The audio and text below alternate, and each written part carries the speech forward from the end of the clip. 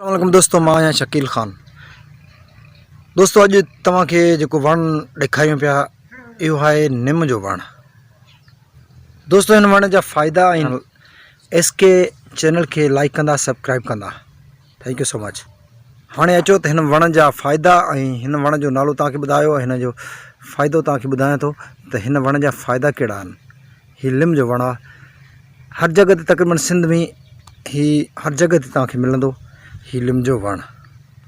हिन जा फ़ाइदा इहे आहिनि त हिन जी बहितरीनु जेका हीअ शाख़ तव्हां ॾिसो था, हीअ शाख़ असां मिसवाक जे कमु आणे सघूं था ऐं वॾो मज़ेदार ऐं बहितरीनु हिन जो मिसवाक थींदो आहे। हिन जी हिन लकड़ जो फ़ाइदो नंबर 2, हिन जो जेको ॿिज हूंदो आहे जंहिंखे असां निमूरा चवंदा आहियूं। असां नंढा हूंदा हुआसीं त हिन जा निमूरा पीला हूंदा हुआ, ॻाढ़ा हूंदा हुआ त असां मथे चढ़ी खाईंदा हुआसीं। हिन जे निमूरनि में तमामु घणो फ़ाइदो आहे। हीअ जेकॾहिं असां ॻाढ़ा थी वञनि त खाऊं त जेकॾहिं फोड़ा फंसी हुजनि असांजे जिस्म में त उहे ख़तमु थी वेंदा आहिनि। हिन में उहो फ़ाइदो आहे, छो त हिन जा निमूरनि में अहिड़ो अलाह साईं कड़वाहट रखी आहे, अहिड़ो फ़ाइदो रखियो आहे जो हिन निमूरनि में जे खाइण सां उहो मुकमल जेको बि खून जी ख़राबी हूंदी आहे उहा क्लियर थी वेंदी आहे।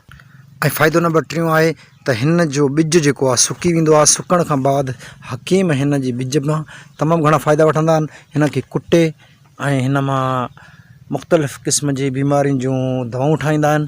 ऐं हीअ तमामु बहितरीनु वणु आहे ऐं वॾो कारमद वणु आहे ऐं खोड़ सारियूं ॿियूं बि हिन जूं हिन जा फ़ाइदा आहिनि, लेकिन असां हिन वण खे ओड़ी नज़र सां न ॾिसंदा आहियूं, सिर्फ़ु छांव जे लाइ, घरनि जे छांव जे लाइ पोखींदा आहियूं। बाक़ी जेकॾहिं हिन मां फ़ाइदा वरिता वञनि त तमामु घणा फ़ाइदा हिन वण जा आहिनि।